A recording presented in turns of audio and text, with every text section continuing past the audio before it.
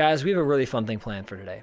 We're going to go through The Legend of Zelda, potentially different versions of the game. Link's Awakening, Link to the Past. I'm starting with Link to the Past. We may stick with that. We're going to analyze what's happening harmonically. We're going to talk about why it feels the way it does, and we're going to talk about how if you were to try to make these feelings happen on your instrument or with your band, you could make these things happen. So I have never heard these songs before. This is like a magic trick where we're going to go through the game and we're going to start analyzing. We're going to have a great time. So I'm excited. Let's jump in. Oh, we're going to start with this piece first off. Also, if you have your headphones on, check it out in stereo. It's very nice. All right, so let's dive in. So what's going on in Zelda in the fairy theme? Well, the first thing I hear when people talk about the fairy theme is like, it's so ethereal. It feels so open-hearted and cute, right? Why? Well, let's see what key this is in. Let's see what key it's in. F sharp major. Let's call it G flat major. All right, so let's go to the page focus. Let's show you what's happening here. All right, Legend of Zelda, fairy theme. Now this is very similar to how I teach my private lessons. Fairy theme. Okay, beautiful. So this version of it is an F sharp major slash G flat major. Let me think of which key would be the best one to write for this. I guess, how many sharps are we gonna end up happening? No, I don't want an E sharp. Let's do the key of G flat major, which are enharmonic keys, which means they sound the same. They're spelled differently. Like if I said, "Oh, your car over there," or if I said, "Your jalopy," which is a bad car, we're both referring to cars. It's like, oh yeah, it's a bad car either way. I'm just using a different term for it. Okay. C flat is necessary in the key of G flat. So the fairy theme is in the key of F sharp, so we start on the 4 chord. That's the first thing my ear hears. Now, unfortunately, because I'm not writing this in F sharp major, we're going to have a chord called C flat major. Another enharmonic tone. This note, let's tune it to it first. That note is C flat. It's also B natural, but we're going to call it C flat. Because the key of G flat major, which I'll write out right now, let's also make this clear, has these notes in it. G flat, A flat, B flat. We're not going to call this next note B because we already have a B, so we're going to call it C flat. We need to have some version of every letter for a major scale. So we'll go to D flat, we'll go to E flat, we'll go to F, and we'll go back to G flat. So those are our 7 notes. 1, 2, 3, 4, 5, 6, 7. So when I'm analyzing chord changes, what I'm trying to do is hear if the chords are diatonic, which means are the notes I'm hearing from the key of G flat major. The good news is every single note you're hearing, except for that chord, has notes in the key of G flat major. So we're going to look at it. So the first chord we're hearing is a 4 chord, C flat major. Okay, so this is going to be C flat major. And then we have a 1 chord that I'm pretty sure is in first inversion. Let's wait for it to loop back. Oops. Okay, C flat. That's a different thing there. So my first thing is going to be making a lead sheet. Oh, thank you for extending your subscription, Julia Holtz. I appreciate that. And harmonic tones are my jam too, and especially on a freaking harp. Great, it is first inversion. G flat over B flat. That's my 2 chord. 1, 2, 3, so A flat minor. We'll explain these chords in a second. This is not going to be diatonic. None of that is diatonic. Back to the 2 chord. Great. Let me just make sure this 5 chord is not suspended. So 4 chord. Great. 1 first inversion. 2 minor. Great. Back to G flat. The 1. Then the same thing, sort of. Oops. These won't be analyzable using Roman numerals because we're going to be jumping in and out of keys. So we have, okay, C flat, sorry, my brain. C flat major. See how this chord sounds the same as the first one? Bam. But then it changes here. So let's actually pause this. I'm going to hop out of here. So that, in in a jazz setting, what would happen is this.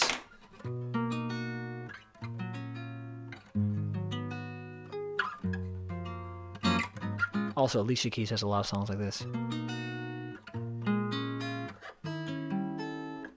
Right? There would be that vibe. So that's the 3 minor to the 5 of 2. But that's not what this song does. This song stays, it goes outside of the key immediately. Let's check it out. All right, we'll go back. Wait until it comes right now. Thanks, Ojits. I got your name wrong.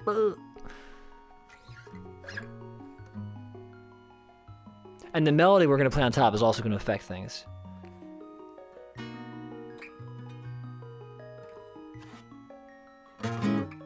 Got it. Okay. Essentially what's happening there is B flat half diminished, and the melody is just awesomely chromatic. Again, we're going to talk about why people feel that this theme is very ethereal and open. It's because of the chromaticism happening melodically. Now that B flat, that half diminished chord on the 3, that's just going to be important in a second. And that chord happens, that's 2 beats of that, to E flat, 7 flat 9, essentially. So this gets confusing real fast. You're like, oh, this is one of those theory jokes that everyone hears. Flat 9. Oh boy, it's hard to read that. So 4 chord again, as we knew. 1, 2, here's the E flat 7, 7 flat 9. Back to the A flat minor, 7, but we'll just call it A flat minor for now. And D flat 7. Okay, so let's start looking at the melody. So we have the general triadic roots of this song.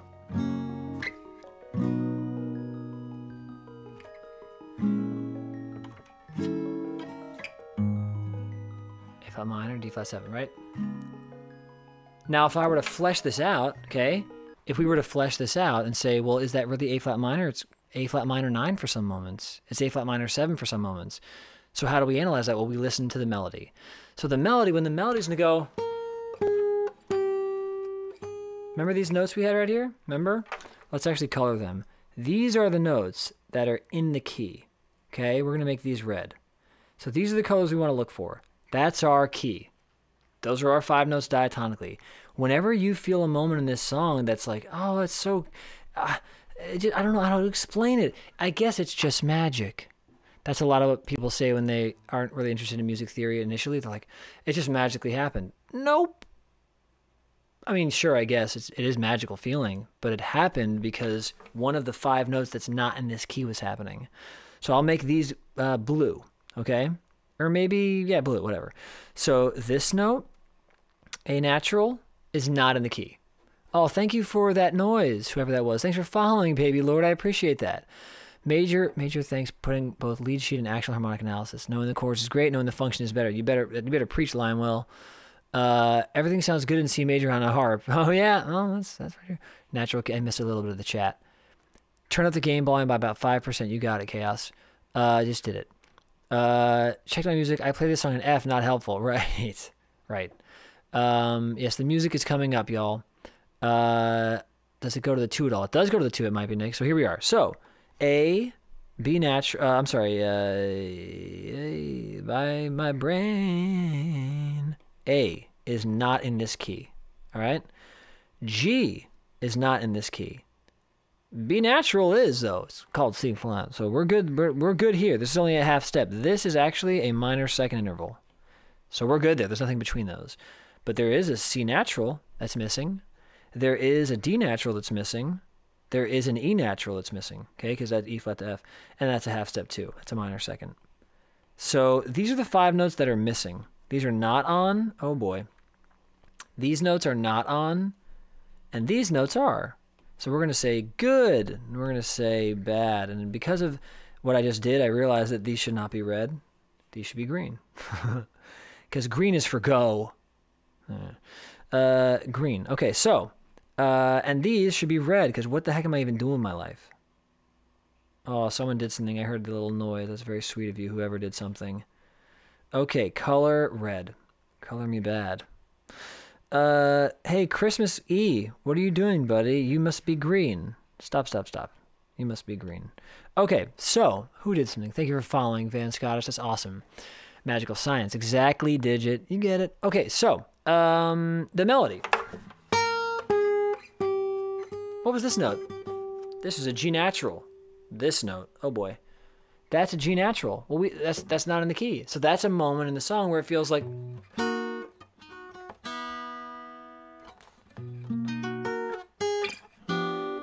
right? Okay, cool. So that's the beginning melody. The reason why this chord sounds so fun, this G flat or this C flat major 7, is because we're playing a G natural over it. C flat plus G, those two notes create that interval. This would not be dissimilar to if you said, man, I really like this biscotti I'm eating. And you go, what's something unique about it? And then you discover that they put like a rose petal on top and you were eating a rose petal. Rose petal's great by itself, you know, but in relation to a biscotti, kind of weird, but it's a nice sour sound. So this song has a sort of sour feeling to it. Like not sour might be the wrong word, but it feels sort of cute. Like, oh, wow, I wouldn't have thought of that. Another analogy might be a really tall guy who's nice and buff, and he's wearing a cute little bow tie, and he dyed a strand of his hair pink. It's like, oh, wow, I wouldn't have thought of that combining, but that makes sense. It works for me. Okay, cool. So let's go to the next melody notes. Boop.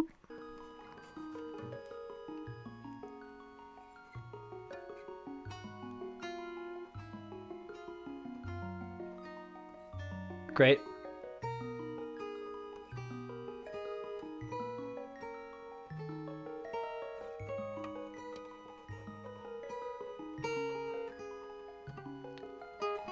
Got it. Okay, it goes down. So let's write this melody down. So we're going to see how the melody stands in relation to this basic harmony. The basic harmony is 4 chord, 1 chord inverse inversion, 2 minor to the 1 chord. Oh, geez. That's a low note for me. 1, back to the 4, to this 2 half diminished thing. We don't really need Roman numerals for it, but it's essentially, it's the 3 chord is not half diminished, but this is a 2-5-1 to A flat minor. So the only way I would Roman numeral this is this. And this would be an altered 5-7, but just a general idea, just to start us off. And as we go down this coal mine, it's like we get a little more advanced as we keep going. So basic fundamental foundation, how many walls? That's what we're doing right now. And now we're going to get to the melody after this. 2 chord. So now we're back in G flat to a 5 chord. Cool. So we have this little cheat sheet here, and we'll keep that towards the bottom. We're going to move that down, maybe down to the middle so you can see it. Okay. Let's write the melody. So this will be our harmonic analysis. Harmonic analysis. Great. Let's do our melodic analysis. Let's figure out what's going on with the melody. And I think the best way is to give a little space. All right. So we know the melody starts on B flat. Let me just make sure. Okay, B flat. So we're going to keep the same key signature, right? Because that's the whole idea here. We're following this key signature, and we're going to look for moments where these red notes are happening. Wherever the red note's happening, that's where it feels kind of saccharine and sweet and unique and lovely, you know? Okay, G flat, C flat, there you are. So we're going to write this melody not on ledger lines because we're not jerks. And thankfully, I'm used to reading in guitar clef where that would be on a ledger line. In normal music, it's not going to... I'll go to the top ledger line just for this one bit, but we're going to be coming down into the staff quite a bit. Okay, so my brain. B flat. Now the good news is this melody is very simple rhythmically. It's just quarter notes. First off, let me write that. We're in 4/4. Okay, so let's see how this thing lines up with the chords we're playing. So A flat. This is our fun note. G natural. Oh shiz. Okay. So this is going to be our C flat. And now we're building a lead sheet. So we're keeping that C flat stuff, but we're just going to build over this. Here's the melody that's happening. Now what'll end up happening is that makes this chord C flat major 7. I'll put these in parentheses. This will be great. These parentheses are going to show what's really happening, how the melody can shift what's happening harmonically so dramatically. So by writing these melody notes out, technically each chord is modified, okay? So this would make this C flat 6, because C flat, Is that note? An A flat, as it relates to C flat, creates a 6th interval. That's a 6. Like NBC. Ah, my brain. Wow. Sorry, I've never played that shape. Okay, cool. So, this is where it gets fun. C flat, add sharp 5. Great. C flat 6. So when someone hears the Zelda song, they're like, wow, it's just so ethereal. It's because there's all this magic happening. There are melody notes that are chromatic, thus creating all these different versions of a 4 chord. In theory, it's just a 4 chord. But once you add these color notes, you go, oh, okay, there's a lot happening under the surface. There's movement happening. Cool. We probably won't do that the whole time because that might take a little too long. So now we get our G flat. And then F natural.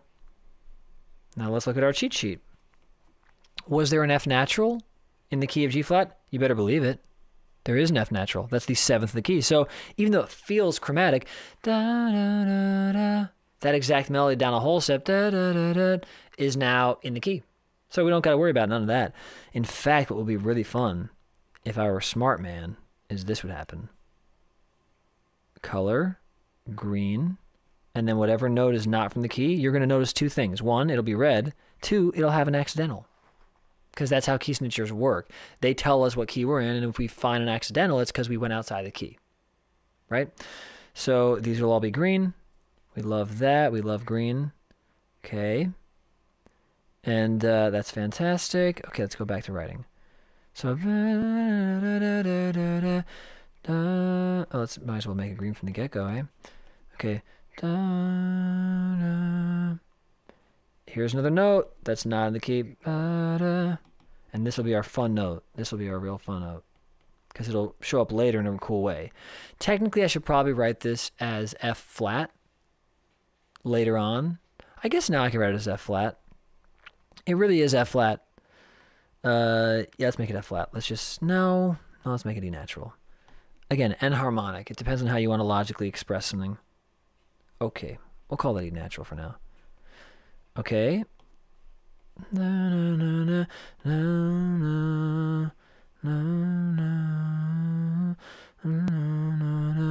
D natural. Great. Okay. So. Great. We just double check our homework like any good scientist would, because we're kind of scientists, ones who don't do things that important. Okay, so the chat's doing some nice stuff too. Yes. Oh, also, if you want to vote for me, please do it. And if anyone got that joke, they got a cookie. Last week was sponsored by Old Lace Body Wash, now with only trace amounts of arsenic. Old Lace, arsenic and Old Lace. Get it? Do you understand, guys? We get the jokes. Okay. Okay, so right, you would say E, and that's totally fair. Yep, I see where you're going with that. All right, so because it's on its way back up to E. That's the tricky part too. When it's like no one wants to see F, F flat, F. It's like we want to see the dip because that helps our brain actually sight read. So I agree with that, Lionwell. Zane got it. Hey yo, someone's real red in this chat. His name is Zane Motherfucking Bado. You know. Cool. All right, so the melody. So we're going back to this. Okay, sorry. Let's write the rest of this melody out. And we're actually going to copy a lot of this. Actually, we're not going to. We're just going to go right for it. So the melody starts again at the top. B flat, A flat. We have that fun G natural, which we'll keep red. These are some real Christmas colors. How did I never realize Christmas is so stop and go? I mean, what are you trying to say, Santa? Ba-doom chick. All right. I mean, is it stop or go? Huh? Where did you get these bagels? New York style jokes? Don't come here for the humor. I'll just tell you that much. I deserve every messed up joke in the chat about me, I guess. Okay, so let's listen. So we have B natural, but C flat, because let's get it right. So we have 2 ledger lines here. Oh Lord. So we have C flat, but again, do I need to write an accidental? No, because it's already built into the key signature. So we're good. Okay. And we're going to do the same thing here. We're going to call this A natural. Oh boy. Oh boy. Great. All right. And we're living it up. Oh, I should have written this down an octave because it's going to get too high. I just want to make sure it goes down to that major third at the end.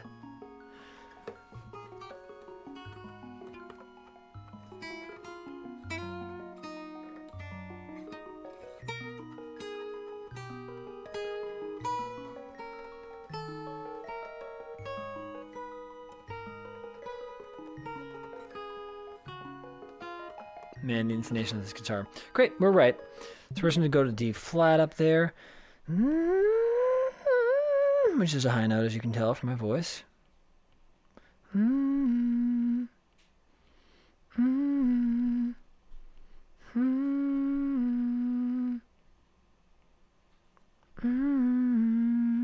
these are all diatonic, aren't they? You can hear it. You can feel it. Because it's the third of the key. Okay. And there's our F natural. Great. Okay, so a lot of things happening. So, let's zoom in so you can see. So, as you'll notice, there are 5 chromatic notes that happen during this song, which are the moments in the song where the ear really picks up and goes, huh. So, that tension. And the funny part is that second bar, the melody note is the 9 of that chord, which creates an open sound, sort of like a Goo Goo Dolls song. Now this creates a minor 7 chord. See, the melody note is G flat. This one right here. Okay. So that feels kind of jazzy to the ear. That's very fun. That's like Barney Kessel on Julie London's recording of Cry Me a River.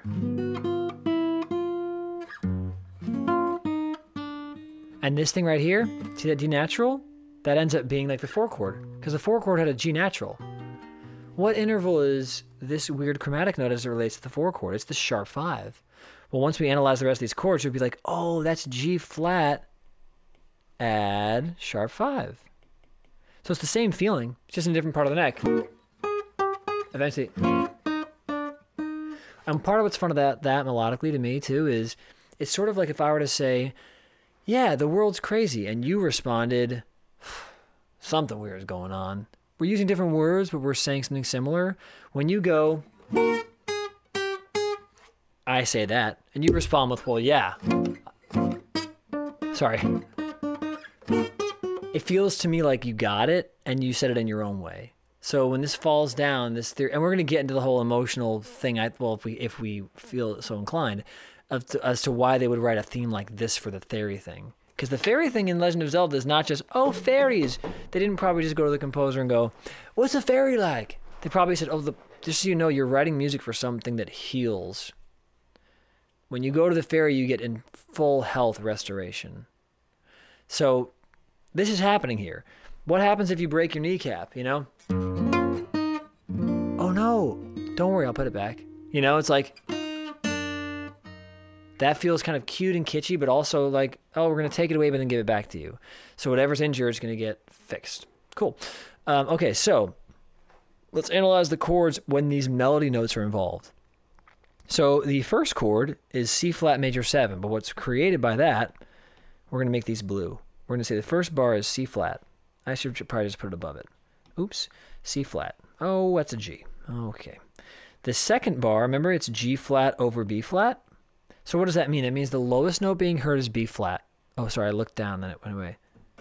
That's the lowest note being heard, but the chord is ba-da-da-dum. It would be like if I said, oh, your family is, that's your family there. That's the dad, the mom, the sister, and the brother, and you. All 5 of you. If you changed your order and it's brother, mom, dad, sister, I wouldn't go, whoa, whoa, whoa. Oh, man, what are you guys? You guys some sort of alien monster or something? No, I'd be like, oh, yeah, that's still the family. It's just in a different order. That's right. So this is still a G-flat major chord, G-flat major triad, sorry. But the root is the lowest, the third is the lowest note being heard, so it's inverted. The B-flat is the lowest note, so it's being heard that way. So that's what we write slashes. We just try to give clarity on which order are these notes happening in, because it changes things. If you're on a roller coaster with that family and the dad's in the front like, he's protecting his kids in the roller coaster, that's a different photo than if the youngest daughter, who's 4 years old, is in the front going like this. It's the same family, but it's a different feeling. Cool. Great. I think we cleared that up, hopefully. All right, so what happens in this? Well, A flat makes this G flat 9, because A flat is the 9th. It's the 2nd degree up an octave. So it's the 2nd up an octave. An octave adds 8. So 2 plus 8 in music speak is really a 2 plus 7. I don't even know if I should explain that right now. But long story short, when you go to an octave, that's 8. So here's 9. So it's 2, but you go 7 higher. Because 1 to 8, same note, different register, not the same frequency, but double the frequency. For example, 440, 880, you just double the frequency. This is whatever the frequency number of F sharp is, or G flat, in this case G flat. Double it. Like that Flight of the Conchords episode. Remember when they're trying to negotiate for money? He's like, oh, if you want to get a lot more money when you're negotiating, just tell them to double it. Oh, that's how you tell them to double it. Yeah, tell them to double it. So they go into the meeting. Hey, we're going to offer you double it. Excuse me? Oh, shoot, I said it too early. Shoot. I'm sorry, what were you saying? No, I was just going to offer you $1,000. Is that okay? Okay, so now I say it. Double it. Oh, but I actually already did double it. Oh, okay, you already doubled it. So you double it. By the way, I'm not seeing my chat move at all, so you guys are just really taking this in, or something weird's going on. Okay, so we double it. So you double it and go up an octave, you get a 9th. So this chord is going to be G flat, add 9. Easy, right? It's going to be hard to write these, but I'll do it. This is going to be just G flat. Okay? So all these are over B flat. So I guess I need to write that. We're good. We're learning. Okay, you guys rock. So this is over B flat. This is over B flat. This is going to be G flat plus an F. Oh. Well, remember how it's green? Oh, that's cool. That's helpful to know. This is from the key. But this sounds kind of weird. But it's from the key. It's the 7th of the key. Remember? It's the 7th scale degree. We're doing a little rave right here, okay? We're raving on this music. So what does that mean? Well, it's G flat, and you add the major 7. We call that chord G flat major 7. G flat major 7. And it feels that way.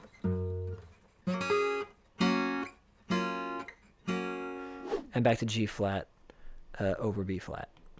Great.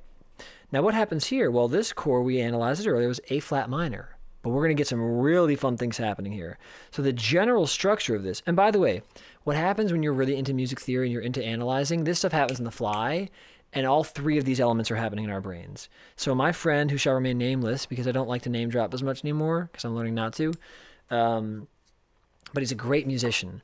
And we would jam at gigs back in the day. There was this whole jam session world that was super big in LA with some of the greatest names in jazz music and greatest names in even R&B and hip-hop music coming out of those jam sessions. And we used to always joke about how a lot of us love video games. Let's play the Zelda theme. So there's one day where we were just like, yeah, let's play it. And we'd always change the key. And we'd do these things on the fly in our head, right? So we'd realize, yeah, it's G flat, but there are some alterations. And we can feel the chromaticism happening. Just as a culinary expert can taste, oh, you added too much salt. It's like, yeah, we can feel those chromaticisms happening. So on this chord, we'd always have fun with this. Why? Well, because the foundation of jazz music is this situation. And I'll change the color for it. 2, 5, 1. This is jazz. Okay? I'll prove it to you. 1. What's up, Alvy? It's all good. Good to see you, man. Or girl, I'm not sure. You rock, Vanessa. A braised Stratocaster with pig sauce is not bad. No, you're right. And when you braise it, everyone braises beef. Anyone can braise beef. But when you're braising like the wood of a Stratocaster guitar, you got to cook it at 4,000 degrees Fahrenheit. All right? You got to crank that thing up. You need a special oven for it. Do I have it? Yeah, of course I do. Do I look like a noob to you? Okay? No, I'm not a noob. Okay? You can't pwn me. I'm using terminology from the vernacular of this website that I know. So Chaos knows too. It's just something simple. Chaos. There's a reason why Chaos is my moderator. You might want to you might want to tap in that mod tip. If we're throwing money around, Chaos has done a lot of work, and he's a good man and a helpful man. Thank you for putting that in there, Chaos. So give him some love. But you got to cook the Stratocaster at 4,000 degrees. Continuing. Okay, it's jazz. So 2-5-1. So this is going to be a jazzy moment because that's our 2 chord. And there's this fun thing happening which we can analyze a multitude of ways, but we'll discuss based on this next moment. Okay, so A flat minor, but there's a G flat. So this is going to be an A flat minor 7 chord. This is an A flat minor 6. Wow. Now this is going to be a fun thing if we're going from this, if we're going to launch into jazz stuff, especially modal jazz. Minor 6 chords are where it's at. In fact, minor 6 chords are what I'm all about.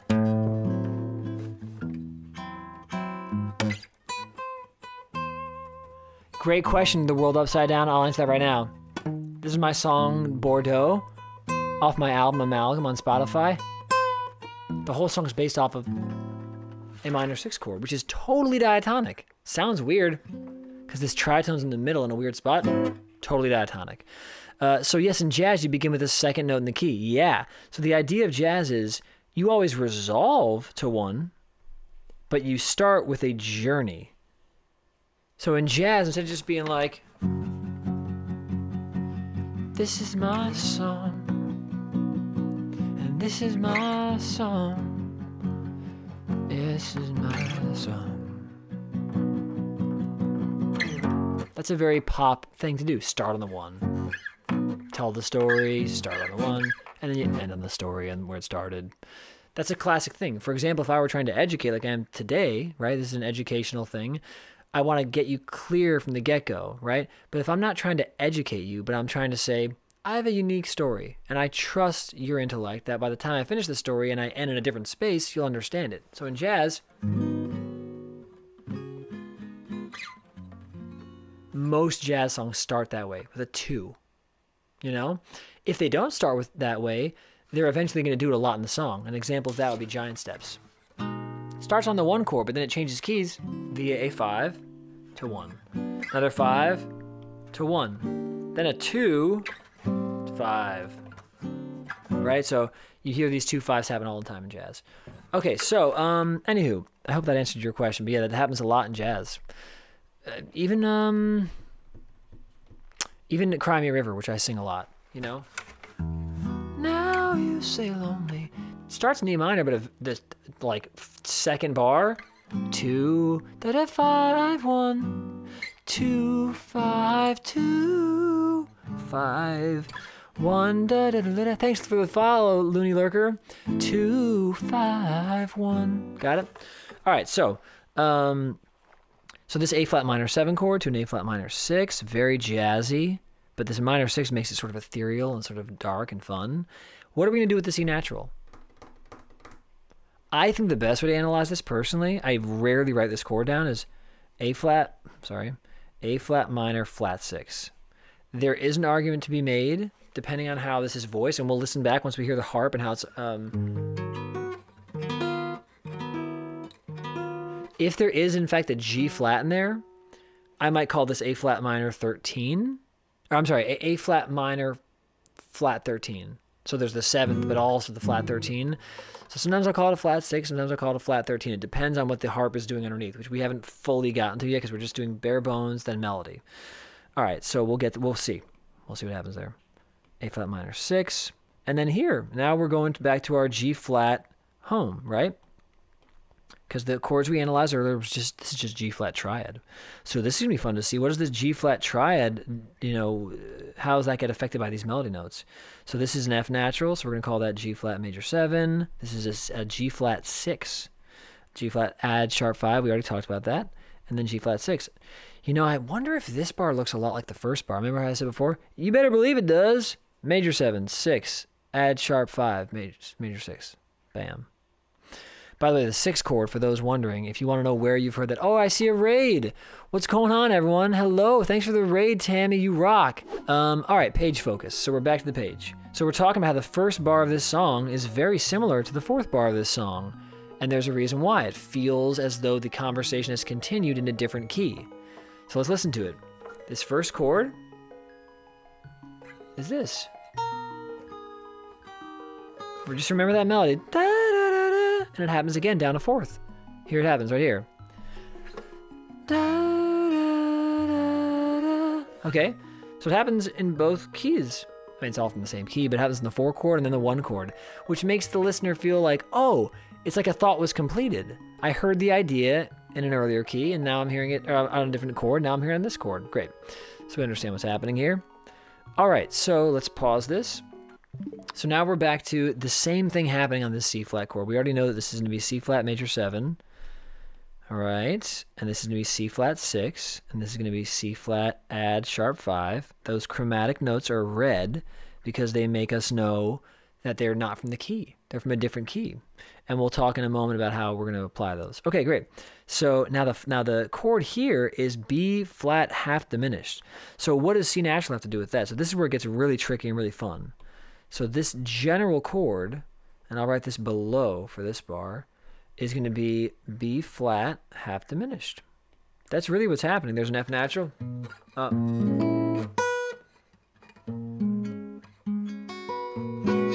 Yeah.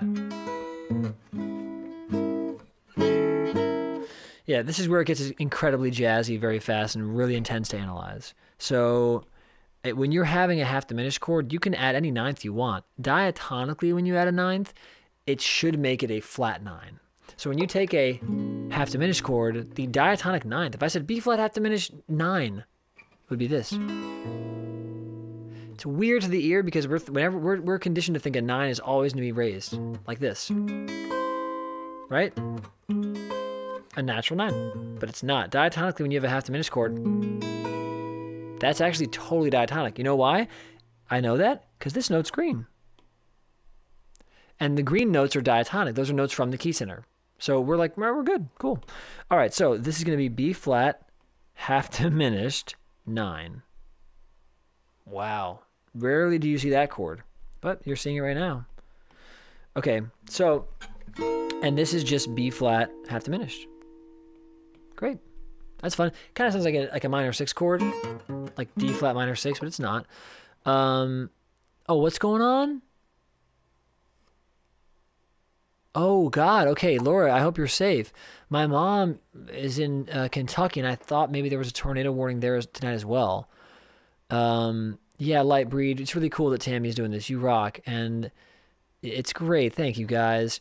Okay, so what's up with that A natural? Well, here's the problem. We're already going to, I feel like I'm that guy in that movie. What's that movie called?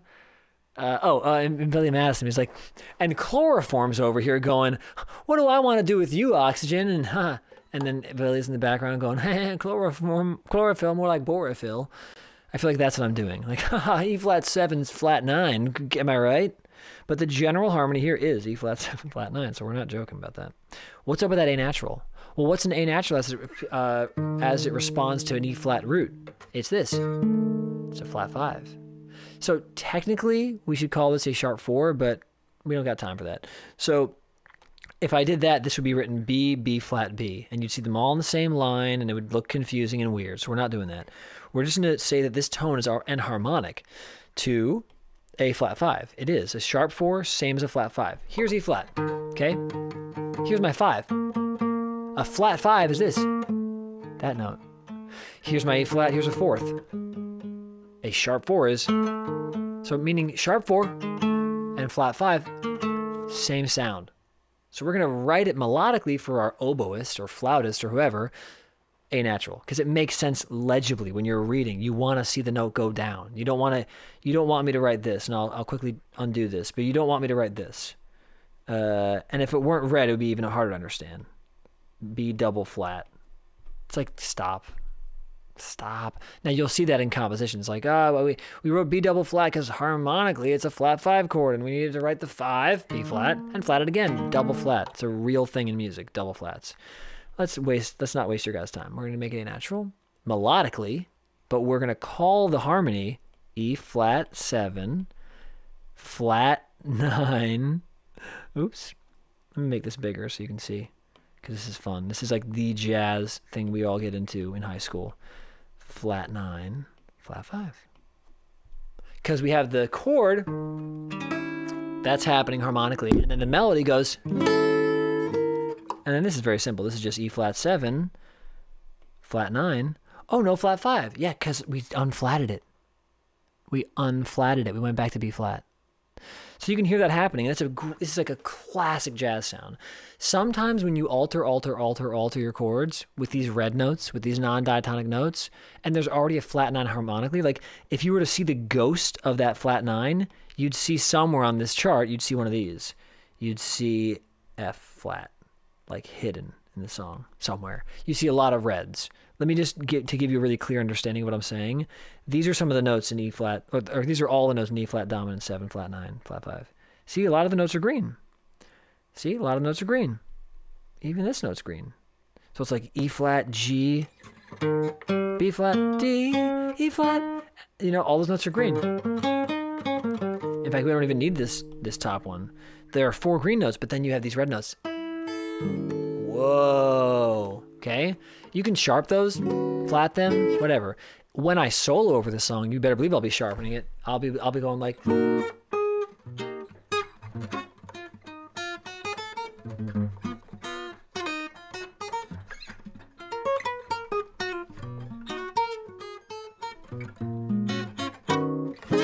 Bam. I'll sharpen, I'll flat them, do whatever I want. I love it, Derek. They should just not be a thing. Double flats and sharp should be banned. I am so with you, Jennifer. You know I'm with you. Bringing the vibes here. Teach, you got it. Thanks for the recognition of the dummies. I don't get anything of the theory, but it's engaging. Well, thank you so much. Well, here's the thing. I'm a huge fan of Carl Sagan, Neil deGrasse Tyson, and other science educators. I don't understand any of those formulas, but I love listening and learning. It's really enriching for me as well. So my goal is to make this a fun, colorful, exciting way to get people into music theory through something we already all love, which is video games. That includes me. When I knew I was going to come and analyze this piece today, I was like, this is awesome, because I love soloing over this. Also, if you stick around, I'm going to play through it and improvise, and you'll really get a little mini concert of these ideas explored, and you'll be able to recognize them. Oh, I see what's happening. And it'll make listening to music even more fun, because you'll kind of know what's going on, you know? What if every time you ate... oh, that's a great idea, Chaos, to get a brief music lexicon that you can link to during these streams. That's a great idea. Oh, you already did it. You're amazing. Yeah, great. Chaos. God, so good. Okay, so the last chords. So we analyzed this already. A flat minor is the general foundational structure of the second to last chord. Also, you're going to notice something really fun on these music theory of gaming streams, which I'm going to do every Sunday. Thanks for the follow, Jordan Reebok.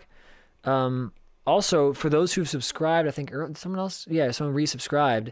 I have to get my subscription stuff up and running, but I have...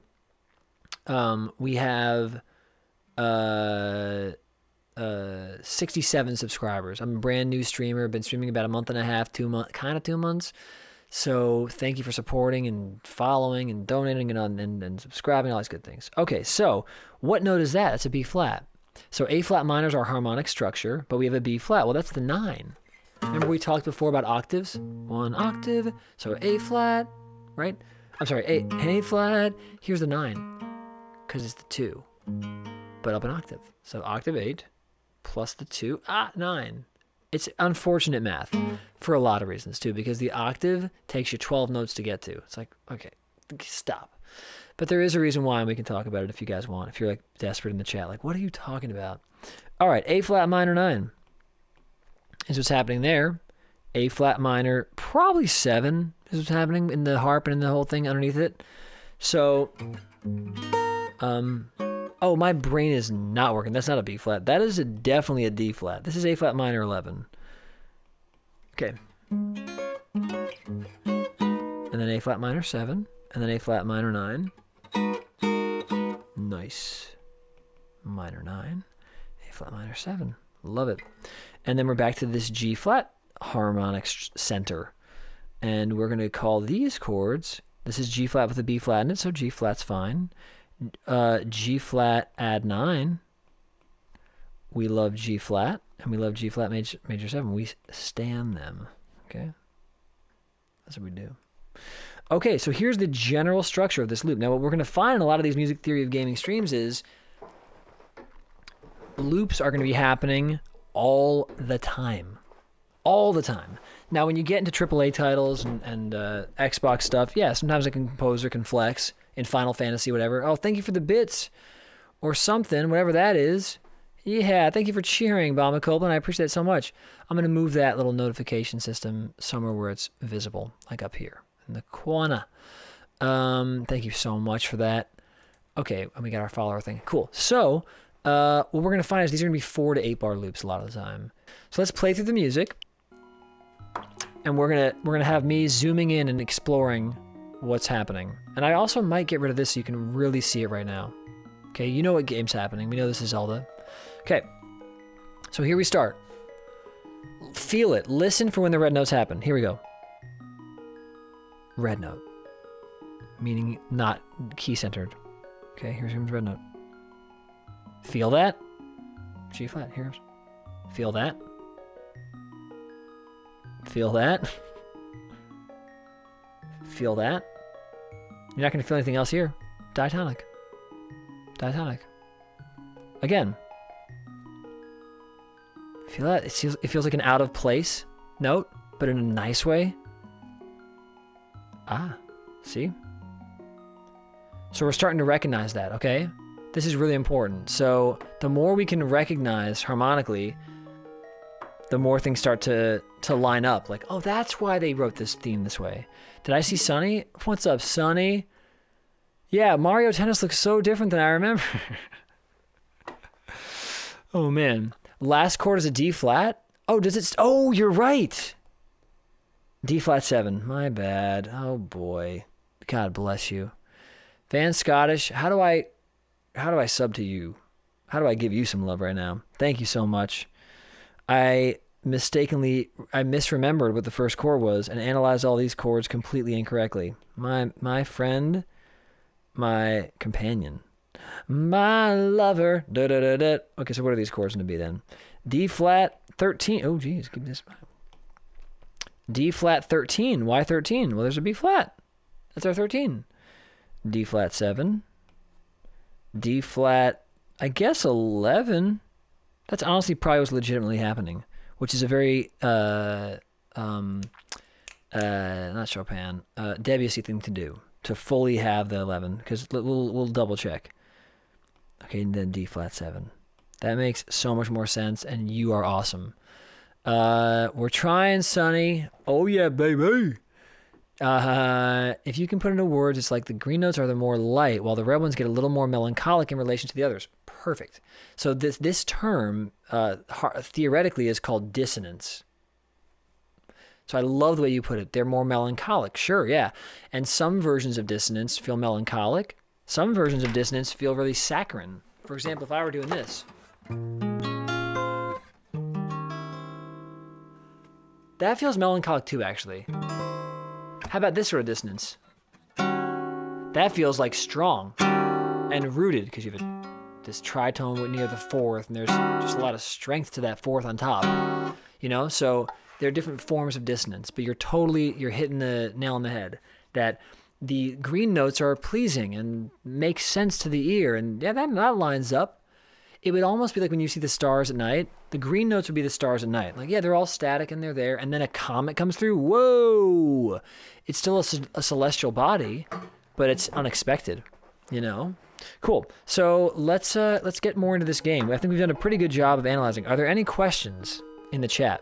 So you mean that out of place notes create dissonance? Correct. Yeah, there and again, dissonance. Part of the reason we use that term in music.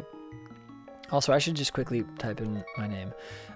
Part of the reason we call it dissonance, not just one emotion or feeling. It's like there are many different types of dissonance. Is because there are a myriad of dissonances. So, if I that's maybe too real and too intense because of what the world's going through right now. But if I were to, oh, here we go. Like if I were to have these action figures, right? Let me see if I can make a tutorial of this situation. So if I were to have these action figures, oh boy, my camera is like so macro-y that you can barely see. Okay, so I have these two action figures. One of them's wearing blue, one of them's wearing red. What if at some moment they're sitting here and I go like this? I go like this. I go like this. Okay, come on, buddy. Cool. I go like, hey, look at these two guys and look at their friend. You'd be like, well, their friend is like a similar size and it's a different color. But their friend's a ring. That's not a friend. That's a different thing than them. This is different. I noticed that difference. That's what dissonance is. I could have brought a ring in. I also could have brought in a blowtorch. I also could have brought in a dinosaur. You know what I'm saying? Like, oh, that's not from the same world. These guys are dressed similarly and they're the same height and same stature. I know they're the same thing. Our brains do that. Well, our brains don't just do that visually. Our brains do that audibly as well. So yes, to answer your question, dissonance is when you take notes that are out of place, not from the key, right? Awesome. See, I get it. So great. I love it. We love the learning here. Hello, Ed and Roy. How to notate same melody in different positions? Oh, that's a good question, Nabioti. So this is a great question. Let's quickly jump to that. Here's how you notate that. We don't have much space here, so we're going to go below. So if I were writing something on guitar, and this is the question Nabioti is asking, when you're playing guitar, this note, B natural, can be played here. It can also be played, this is the 7th fret of the E string. It can also be played here. Let's play B flat, because it will always be in key here. We won't be rubbing as much. B flat. It can also be played here. Also here. There are a lot of different places. So his question is, how do you notate positioning? So this is where it gets annoying. When you're analyzing a song, you use Roman numerals. When you're writing a piece for guitar players and want them to know what position you use Roman numerals. So if I write this melody, I'm just making up melody. Doesn't matter. Doesn't matter where it is. Well, this melody can be played here. Oh, Lord. This melody can be played here. It can also be played here. Different feeling. Throatier, thicker strings. Thanks for the follow, Vegas. I appreciate that so much. So, here's what I'll do. I'll write it like this. Let me see what positioning this was first. This would be 10th position. So I'll go like this. Thank you for the something. Thank you so much, Throttle Master, for following. I appreciate that so much. So, this is how, Nabioti, to answer your question. If I was writing for guitar, this would be played with my index finger on the 10th fret, 10th position. So, okay, if I were to write it here, same notes, same melody, but I wanted you to play it throatier and way high, I would say this, 15. So you'd write that beneath the melody notes, right? If there are chords, even more so, to make sure people aren't playing their triads in the wrong place. So my Spider-Man Turn Off the Dark sheet music was littered with these Roman numerals.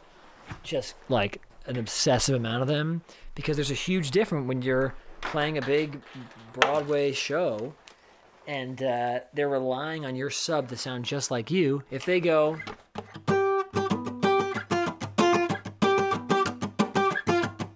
but the song needs to be...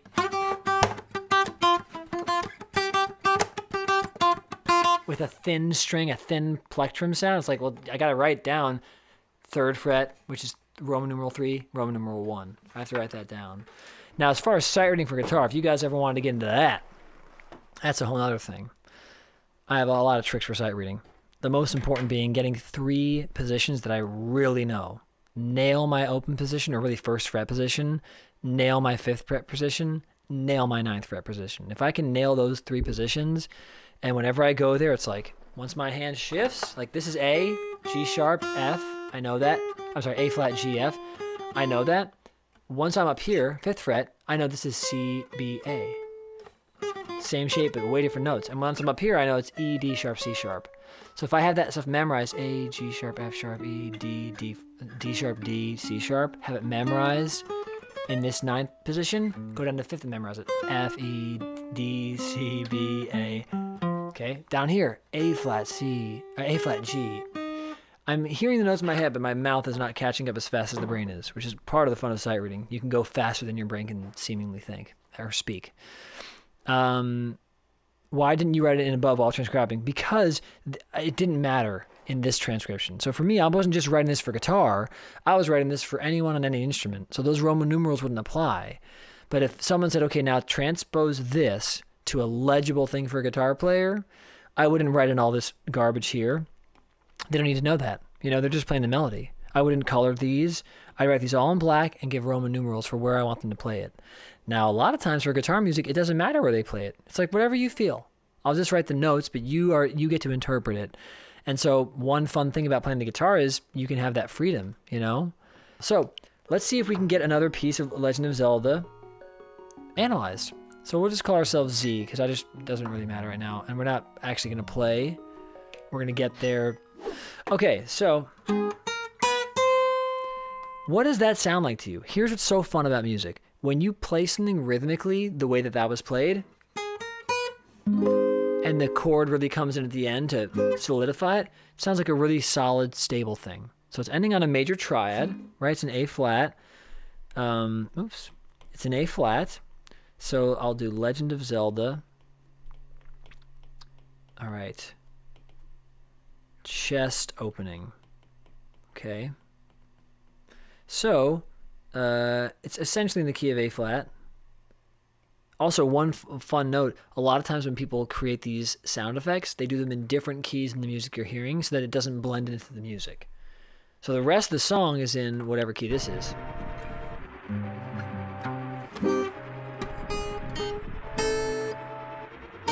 So it's in C minor, right? Oh, I have to maybe take a phone call real quick. Let me see. I can do a be right back.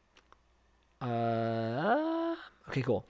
I just wrote him back. So that's in C minor. This thing's in A flat, which are kind of relative, but they're not. Okay, so this thing essentially is A flat. I'll do these in green notes so you guys know what's going on. You'll be able to hear the chromaticism happening. A flat, B flat. And then I'm going to call that B natural. Yeah, we have to do that, unfortunately. So you're not going to see it as much, but thankfully we're making these things red so you will see it. And then this will be just like a long held note. We'll fermata it. That'll make it clearer. Great. Ba-da-da-da. That's weird how I wrote that, but let's fix that actually because my brain can't handle that. This stave should be up as well. For now. Okay, cool. So that note, and then it resolves to A flat triad. So this sounds really settled. Okay, my face. Watch this though. If I were to change the rhythm, oh, I'm missing some in the chat. Dane, what program are you using to write everything digitally? Is it user friendly? It looks so good. Thanks, Dad Gamer. The program I'm using is called GoodNotes. GoodNotes. It's amazing. The setup I have is I have 3 Elgato HD60S Pluses. Okay, cool. I have 3 Elgato HD60S Pluses, and so the gaming one's plugged into the second one, the first one, the camera's plugged into another, and then this one's plugged into the third. And so it's coming in through HDMI, so it's really smooth and buttery. So when I write, you guys can see it smoothly. I have a backup plan for this that's not as smooth, which I could even prove right now. Anywho, yes. So what if I change the rhythm? What if I do this?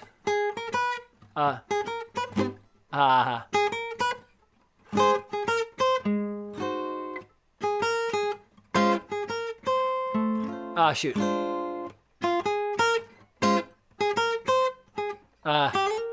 know what song I was saying?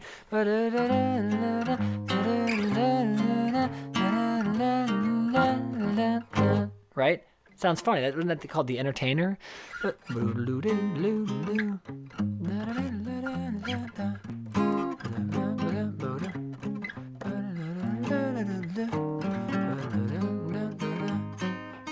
and eventually,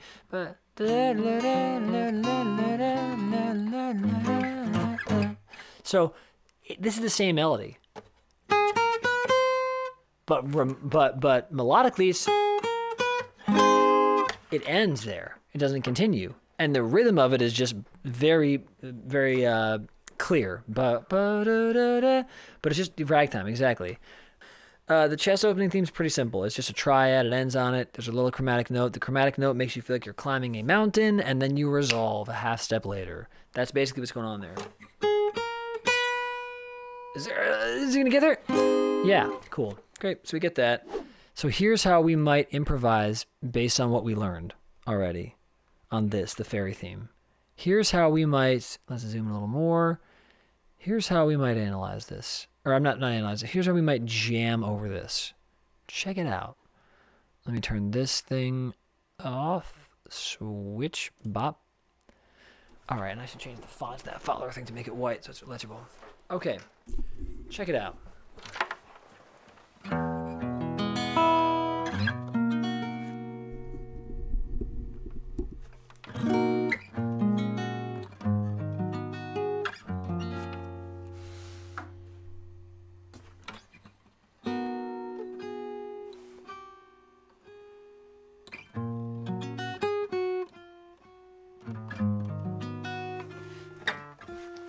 Here, how you can see me. Oh.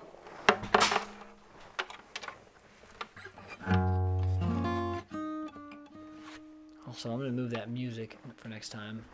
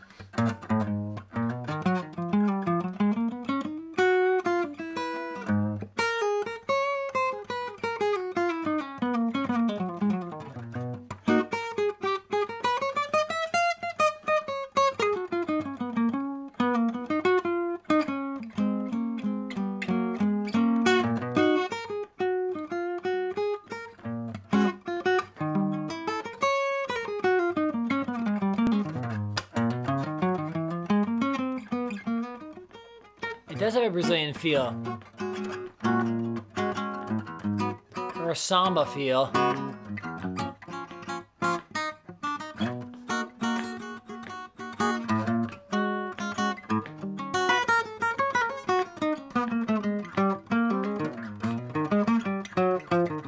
Here would be a real bossa feel. 1 second.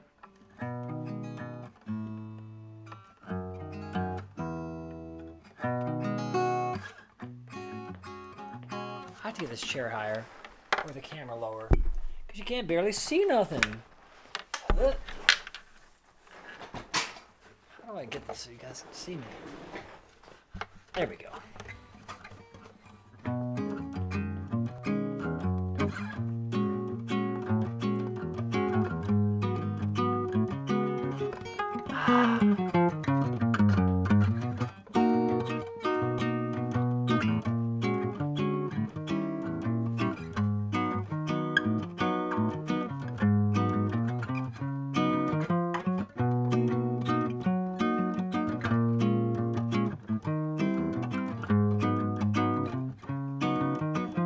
What's up, Arkachi? Oh yeah. So actually, Chaos makes a great point. Why does he hear the Girl from Ipanema playing his hand? So here's the fun part. Girl from Ipanema is mostly a diatonic song. Again, that means that the notes come from the same... Oh, I'm getting choppy. The notes come from the same family, okay? It's great. So there are a couple things that make a song feel a certain way. So let's bring it back up here. So one thing is the rhythmic information, which we were just talking about. Remember in this piece? We were saying, oh, the rhythmic information makes it go from Scott Joplin's The Entertainer, as Jennifer reminded us. It goes immediately into this. The chest is opening. It really is The Entertainer, right? So what's up, Lauren? So the rhythm...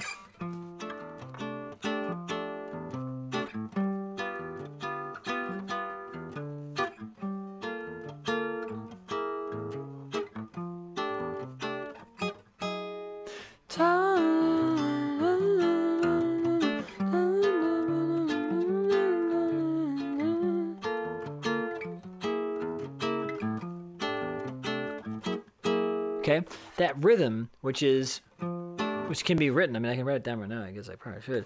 1 3 1 3 1 3 1 3 1 3 1 3 rhythmically, not notes. While that's happening, it's 1 2 3 4 and 1 and 2 and 3 and 4 and 1 and 2 and 3 and 4 and 1 and 2 and 3 and. So those two rhythms together, combine them.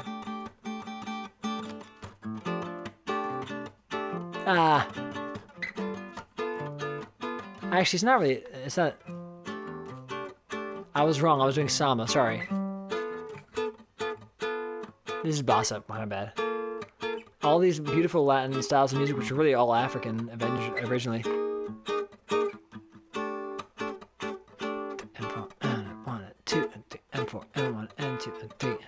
So that rhythm combined with 1 and 3 in the bass.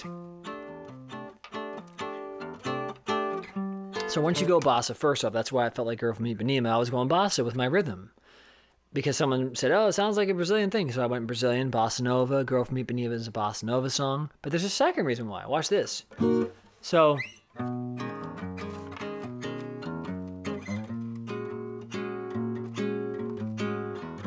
because the melody from Girl from Ipanema, it does change keys. It's not diatonic, but a good amount of it will work over this. So let's try it.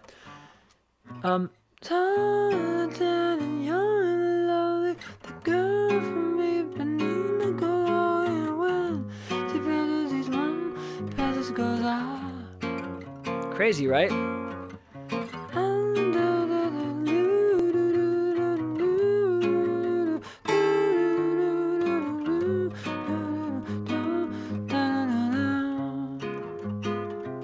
So as long as you make your melody notes start in the right place, most melodies work over most songs.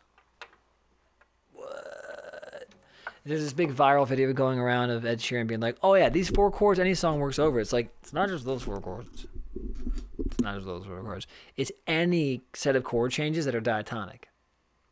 Any set of chord... By the way, my hair is out of control. It's so long. Wow, I just realized that. It's crazy.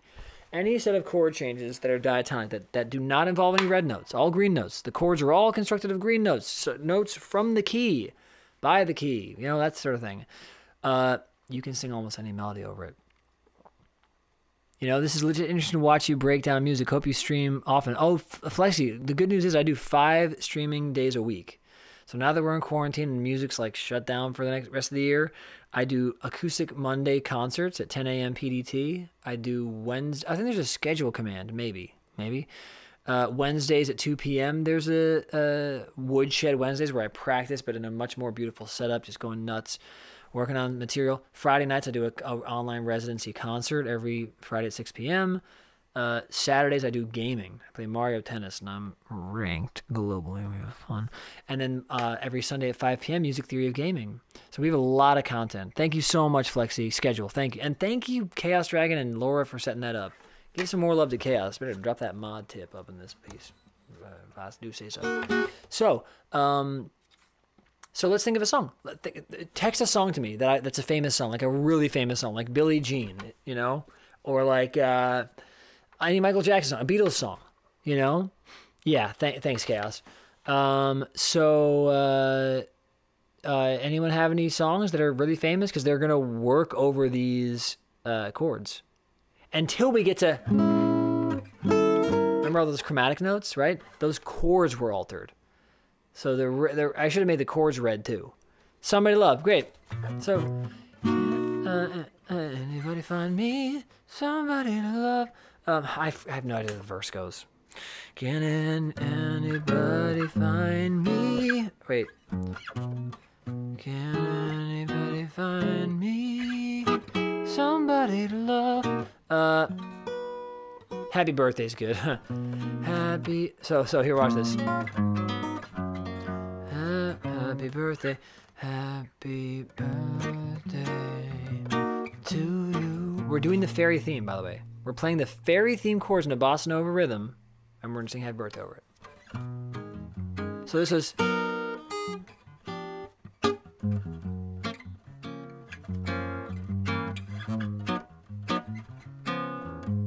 I'm also adding chords because I like to do that.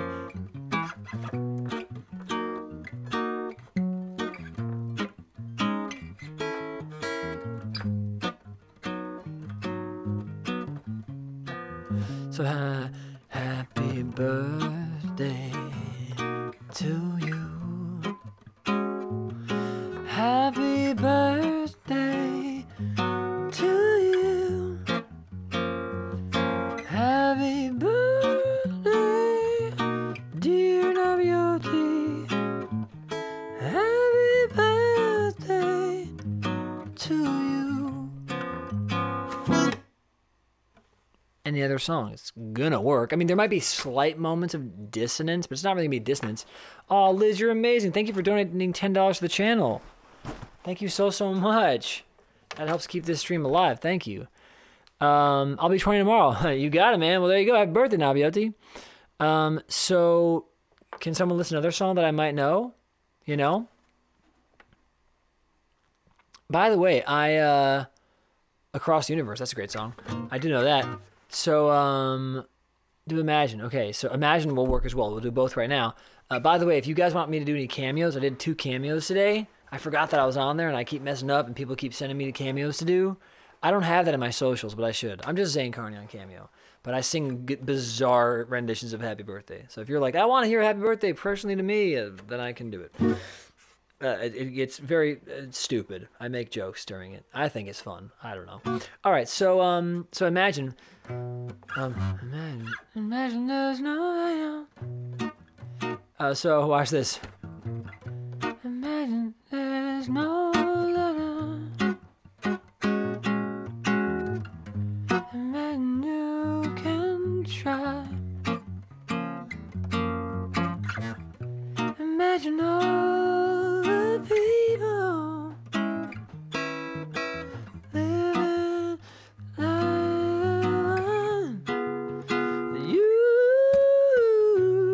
You can say that I'm a dreamer, but I'm not the only one. I mean, it's crazy how good this is working. You say that I'm a dreamer, and the world will be as one. It's a really hard key to sing in. It's a really high key or too low. So you hear how that worked? Cross Universe. Jackaroo Dave, nothing to change my world, pools of sorrow, yeah, pools of waves of joy are drifting through my open mouth, blessing me. Thoughts meander like a restless wave inside a letter drops. They tumble while they bump away across the universe. Jackaroo Dave, oh, that's gonna change my world. Nothing's gonna change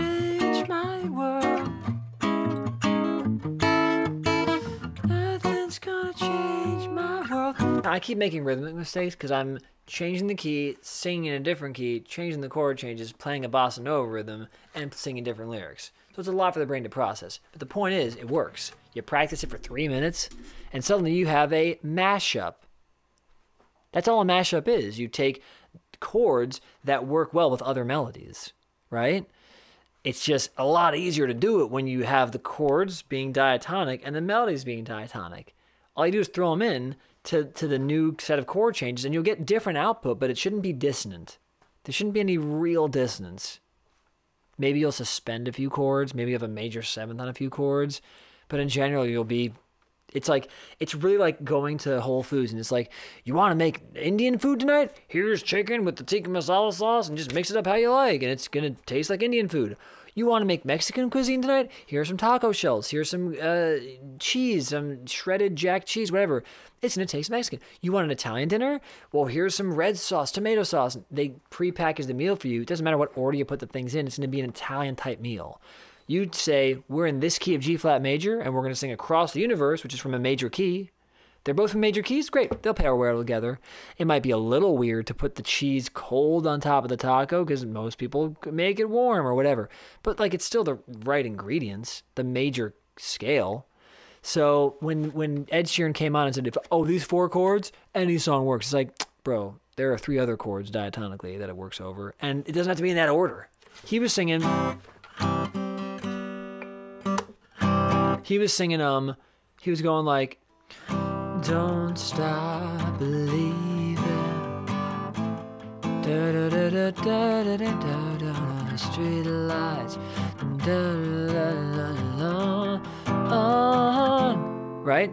So he was like, these 4 chords from Don't Stop Believing, they work over everything, you know. Let's see. What's another song like? Jagaru Deva. Nothing's gonna change my world. And he's right. But those are just 4 chords in that specific order. It could be any 4 chords from the key of C major in any order. I could be like, Jagaru Deva. Well, nothing's gonna change my world.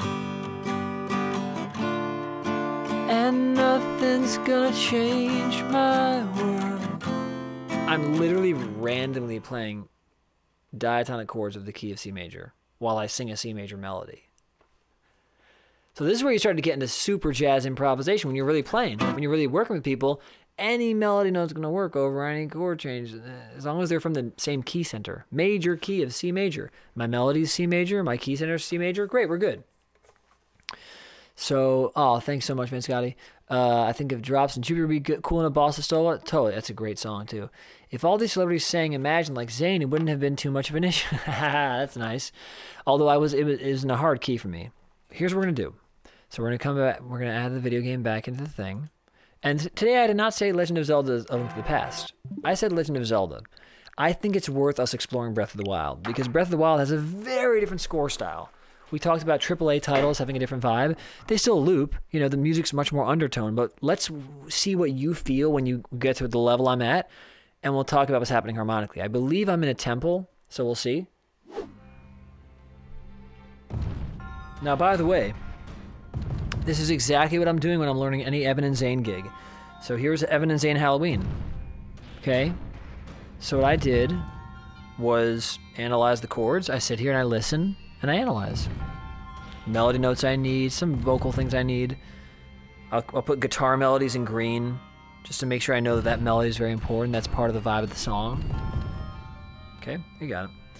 So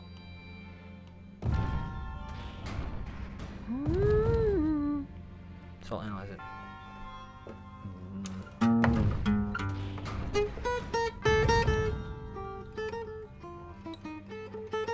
Cool.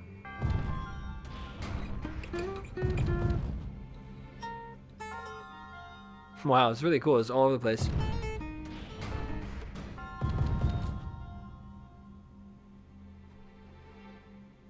Yeah, El Rey. That was actually last year's El Rey. So this might take a second to analyze because this loop is much longer than 8 bars. I'm drinking this in with you guys.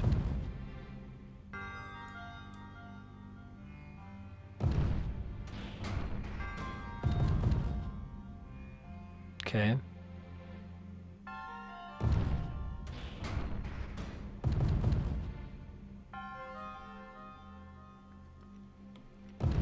I said temple, I meant shrine.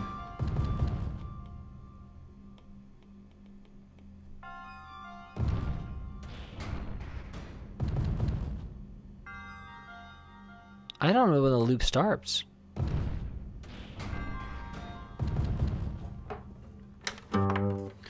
Yes, Van Scottish, definitely G minor.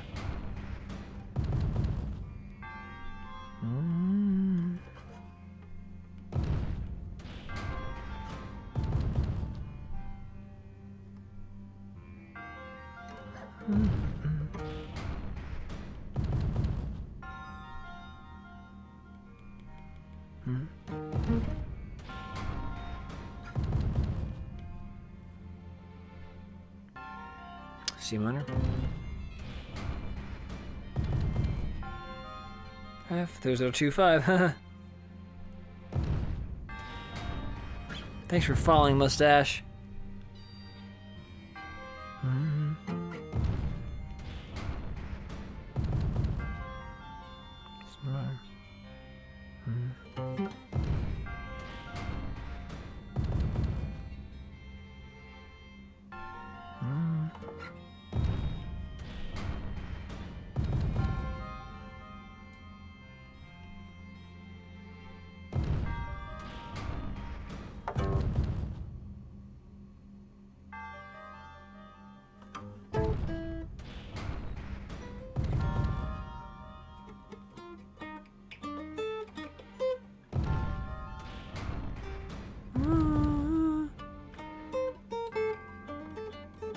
Love that.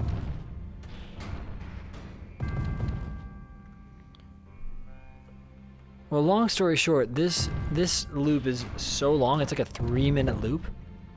Also, these sound effects are way too loud. We're trying to focus on music. The heck, man. So the melody has too many, so there are a few ways to notate it.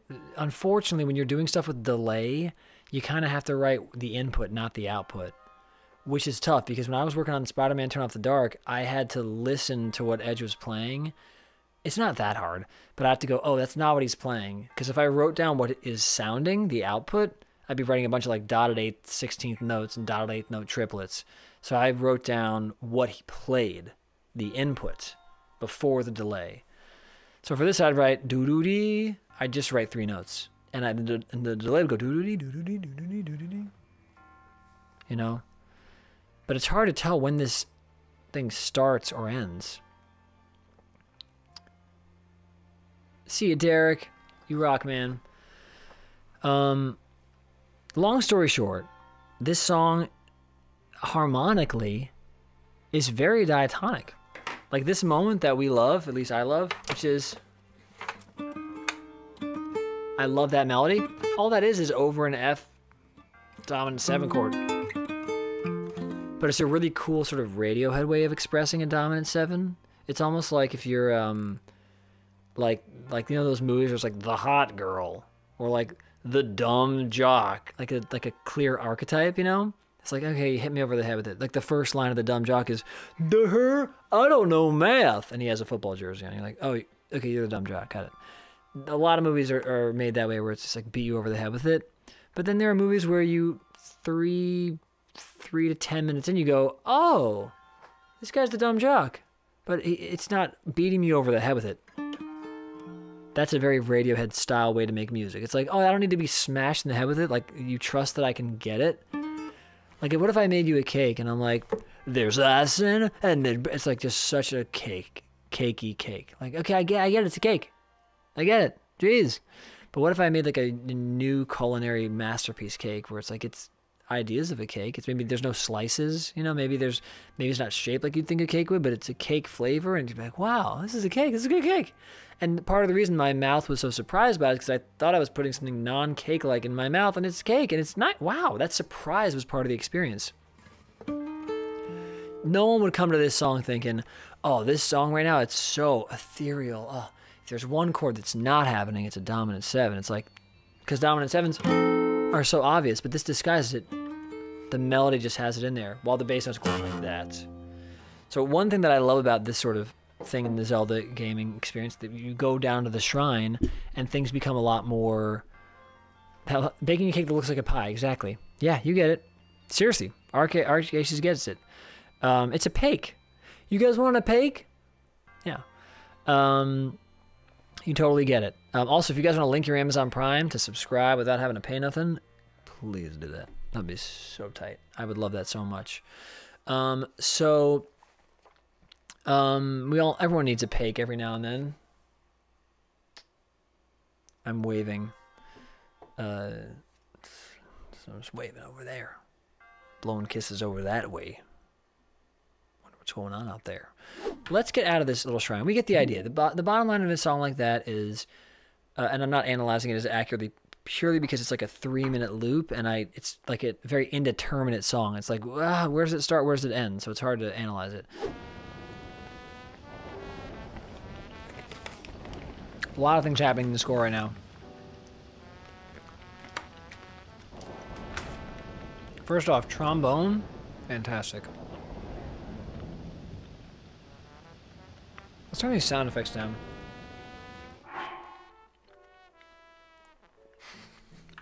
This is fantastic. I'm trying to score up.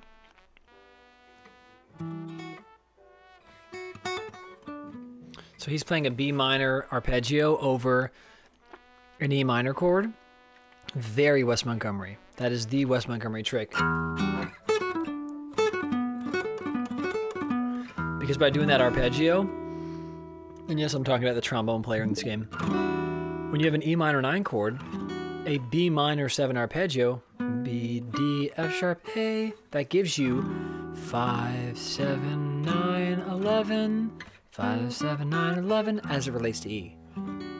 If it was relating to 1, it would be 1, 3, 5, 7. Let's draw this out, actually. This is kind of fun, little thing from here.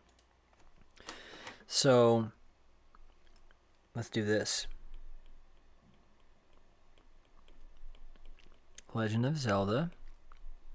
Goron land? I don't know what this land's called in this game, but the Gorons, you know, the fire-breathing, or the guys who can handle hot flame moments.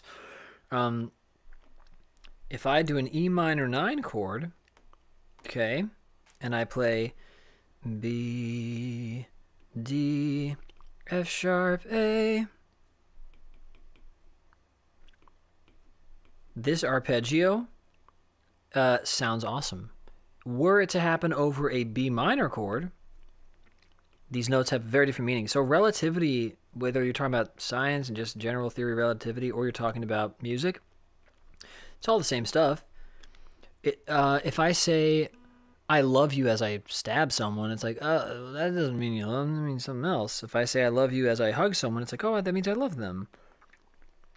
If I say B, D, F sharp, A, when an E's in the bass, these notes, as they relate to E, are going to be 5, we'll just write interval numbers. 7, 9, 11, whereas as they relate to B minor, they're 1, 3, 5, 7, which is like a classic, like the classic foundation of all music is 1, 3, 5, 5, 1, 3, 5, 7. So this sounds unique, these notes. Sounds jazzy. It gets extensions. The 7, the 9, the 11, these are all extended notes. Not to be mistaken with altered notes. A flat 9 is an altered note. A natural 9 is an extension. Because it's green. It's part of the key. It's just an extension of the key already. The red is like, whoa, whoa, whoa, from a different key, buddy. Hey, we have a New York accent. What are you doing? Get out of the road. From Long Island. What are you doing? I'm from Long Island. Where are you from? Boston? Get the out of here. Are you Dunkin' Donuts? What do you have for breakfast? You drink Dunkin' Donuts coffee? All right, you're cool then. All right, that's fine. I'm from Long Island. All right, I come from Long Island. I come from Canary Park, Canary, whatever that thing's called, on the A train. Go out of here. What are you talking about? I went to Long Beach High School. Got it? Fire Island, all right? From New York. I'm from Long Island. This is the best accent I can do, all right? Because I'm from New York City. This is my British accent sucks. Let's just talk about that. Although my Irish accent's not terrible. Because Ireland's a part of the earth. Do you understand that? Fucking gotta be kidding me. What are you talking about? I'm Conor McGregor. So I am. I'm one of the only people that has a better Irish accent than a British accent. Anyway, that's a fun jazzy moment that's happening. And the Goron people, if you remember, aren't they called Goron? They're fun. They're kind of funny and quirky. So of course they're playing trombone, hanging out there in their fire-breathing area.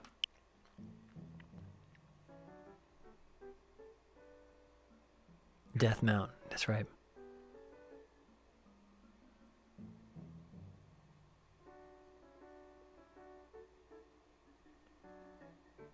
Lots of tents.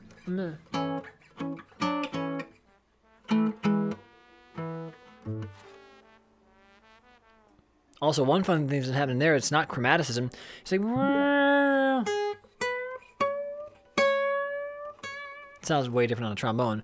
But that's not exactly chromaticism, because he's hitting pitches that are totally in between chromatic notes. Chromatic could be red, purple, or purple, blue, purple, blue, purple, blue. But what if you gradient from purple to blue? Exactly, glissando. Thank you, Daniel. Nice, man. Nice. It goes in through basically infinite shades, seemingly or theoretically infinite shades between two colors. That's why we call the notes chromatic, like the scales, the chromatic scale in music, chromatic. Chroma is like our color wheel. Like, oh, look, it's our wheel of colors. These are our choices. And in music, we say, well, you got 12 main choices. These 12.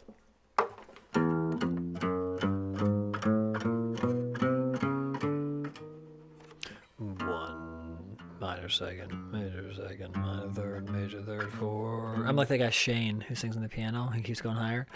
Sharp 4, 5, sharp 5, 6, 5, 7, major 7. There are 12. 1, 2, 3, 4, 5, 6, 7, 8, 9, 10, 11, 12. And then we repeat. But up an octave, we double the frequency.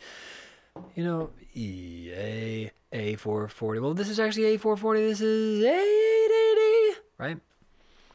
Okay, so, anywho, this Goron thing is sweet and cutesy because there's a trombone.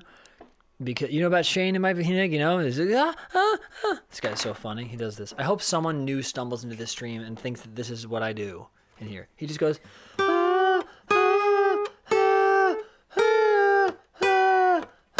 He's trying to prove that he has like a 7-octave range on piano. So he does the first octave he does right. He's like he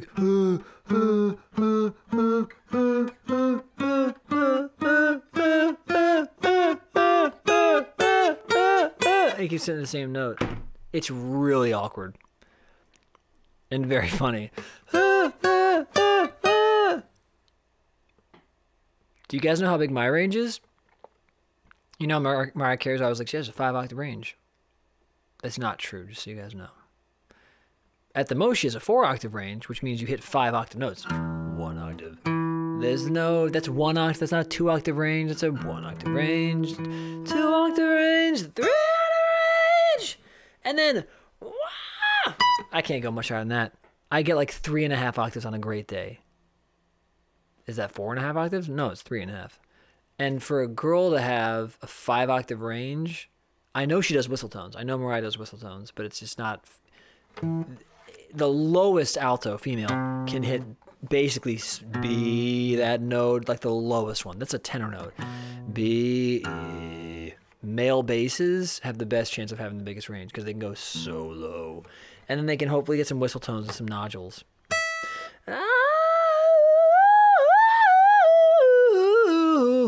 I almost touched that B, and that B would have given me 3.5 octaves. Really, the flat 5. There we go. I have a 3.5 octave range today. Technically, I can go lower than that, but barely. 1 octave, 2 octaves, 3 octaves. You get the idea. So my point is, as a guy, you can get like an octave lower than most women. If it's a good alto, maybe half an octave lower than them. and I have a huge upper register, and I barely have a 3.5 octave range, so she doesn't have a 5 octave range. Sorry. Sorry. Really broke the mold. So, if I'm working on creating independence between my thumb and index fingers, we have to imagine, first off, this helps people, I think. Let's get rid of these things. Let's really go to town on this. I need to think about the thumb is my left hand on the piano, and the index finger and those fingers are the right hand. So if I'm playing the piano, I start with my left hand by itself, just left hand stuff, just working on. And then if I'm playing right hand, I'll just go.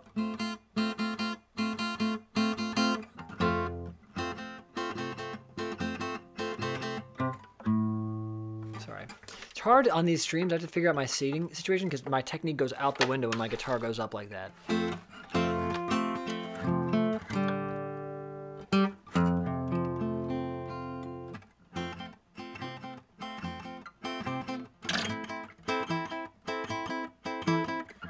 So it's a lot.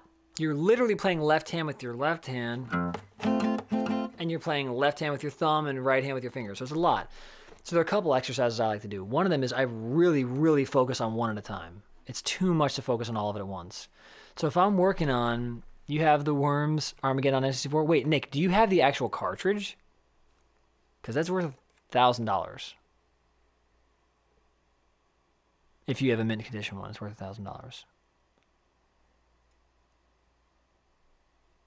I want to know if that's what you have, because that's ridiculous. You should sell that immediately, and then get get that EverDrive, because that's good right there. Okay, so I separate them. So if I'm going.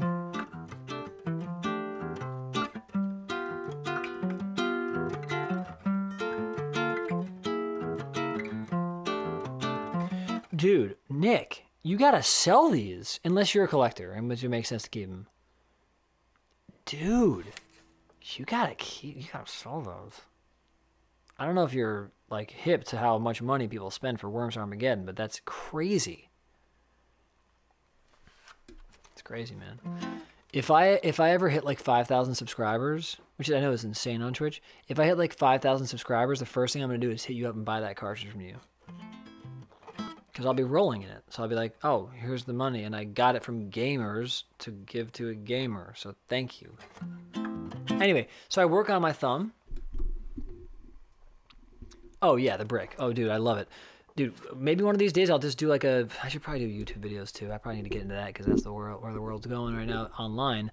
But I have 7 Game Boys. I have the lime green Slim. I have the ice blue. Not Slim, Light, I guess it's called. Right? No, it was called Slim. I have the electric green one, whatever, electric lime, something like that. I have the ice blue Game Boy Pocket. Thank you, Pocket. That's what it's called. I have a green brick, huge one. I have a gray brick, huge one. I have a purple translucent Game Boy Color, the classic one. I have a blue Game Boy Advanced SP, I think. I have a Nintendo 3DS. I have a DS. Yeah, I'm all about. I mean, those aren't Game Boys, but oh, I'm so into it. Oh, it's so nice, Nick. You're rolling, and I love it. So anyway, to answer this question, I will focus on the individual moment and really try to get inside of that. So I was doing a rhythm recently. What was it for? It was for like a flat 9 chord, and I had to do. Oh, what was the rhythm? I forget the rhythm. It was from a song my girlfriend had showed me, and I had to like have 2 totally different rhythms, so I really focus on the right hand. I don't know. The most important thing is separate them. The more you separate them, the easier they are to bring together. Also, if you're trying to just develop general independence on that, I would suggest working on jazz bass lines.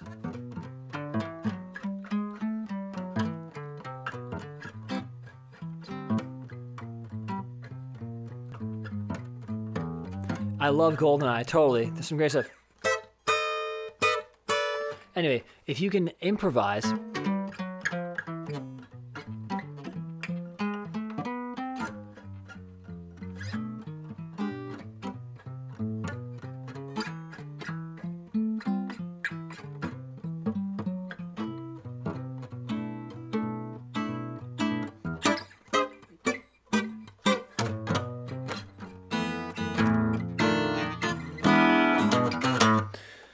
the more you practice insanely hard stuff like that, walking jazz bass lines, and then the more you practice separately, bass line, chords, separate them, the more happy you'll be.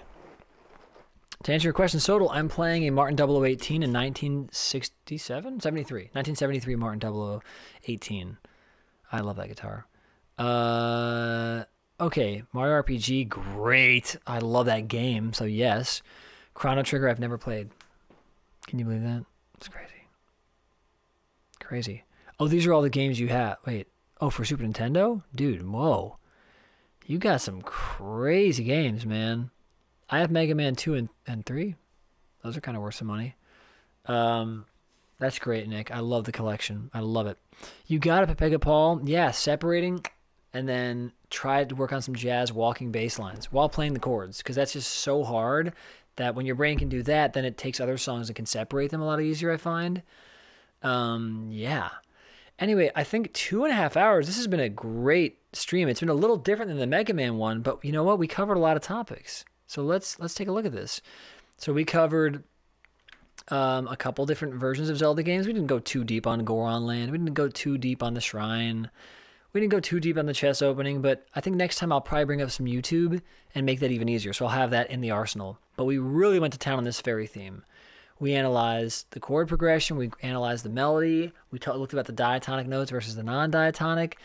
So fun. Daniel Garcia, thanks for the love.